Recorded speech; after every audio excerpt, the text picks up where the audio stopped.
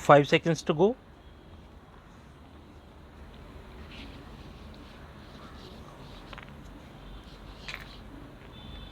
Start.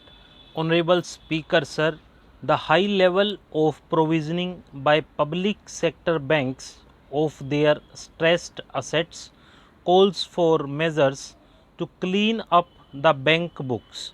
An asset reconstruction company limited and asset management company would be set up to consolidate and take over the existing stressed debt and then manage and dispose of the assets to alternate investment funds and other potential investors for eventual value realization.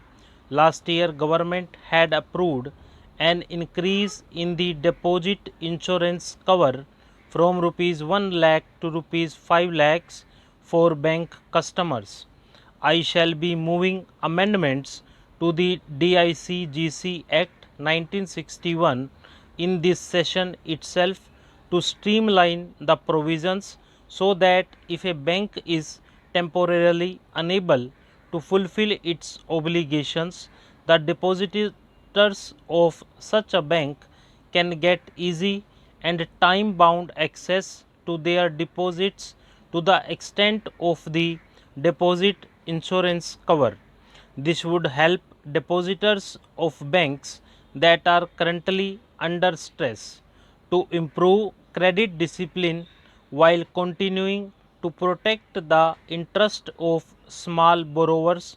For NBFCs with minimum asset size of rupees 100 crores, the minimum loan size eligible for debt recovery under the securitization and reconstruction of financial assets and enforcement of Security Interest Act 2002 is proposed to be reduced from the existing level of rupees 50 lakhs to rupees 20 lakhs.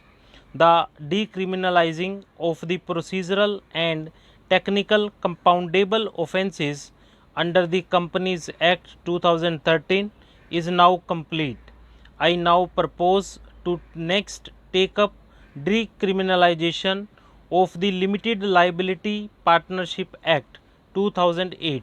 Sir, I propose to revise the definition under the Companies Act 2013 for small companies by increasing their thresholds for paid up capital from not exceeding rupees 50 lakhs to not exceeding rupees 2 crore and turnover from not exceeding rupees 2 crore to not exceeding rupees 20 crore. This will benefit more than 2 lakh companies in easing their compliance requirements.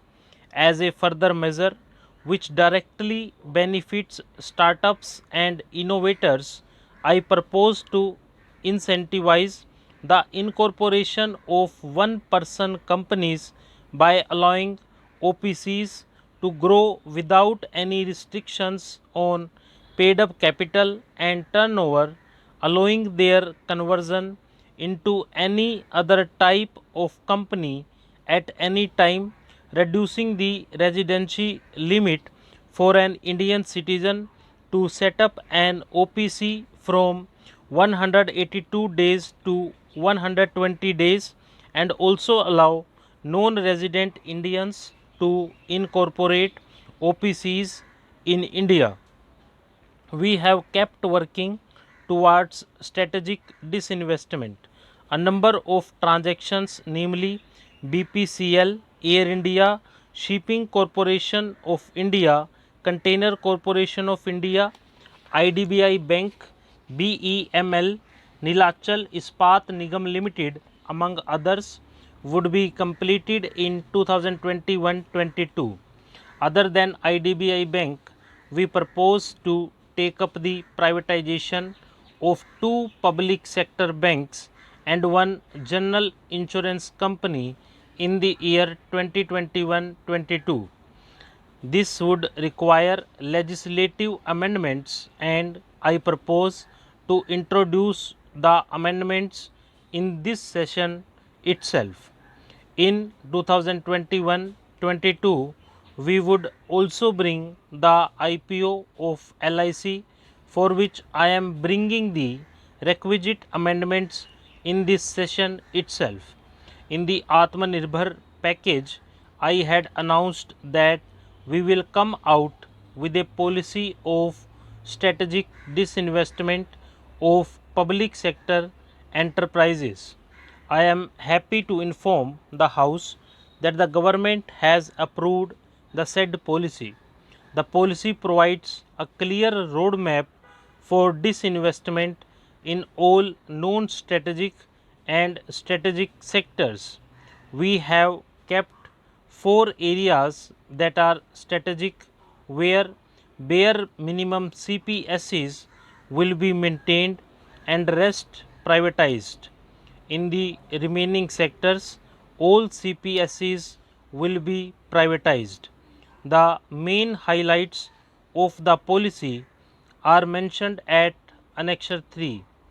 To fast forward the disinvestment policy, I am asking Niti Aayog to work out on the next list of central public sector companies that would be taken up for strategic disinvestment, to similarly incentivize states to take to disinvestment of their public sector companies. We will work out an incentive package of central funds for states. Idle assets will not contribute to Atmanirbhar Bharat.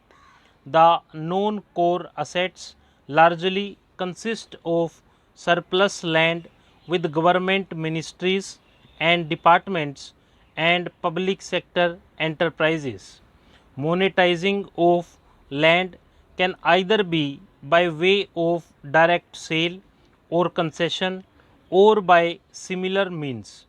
This requires special abilities, and for this purpose I propose to use a special purpose vehicle in the form of a company that would carry out this activity. In order to ensure timely completion of closure of sick or loss making CPSEs, we will introduce a revised mechanism that will ensure timely closure of such units. I have estimated rupees 1,75,000 crores as receipts from disinvestment in budget estimates 2021-22. Under the Treasury single account system, autonomous bodies directly draw funds from the government's account at the time of actual expenditure, saving interest costs. We will expand the TSA system for universal application from 2021-22 on the recommendation of the 15th Finance Commission. We have undertaken. Stop.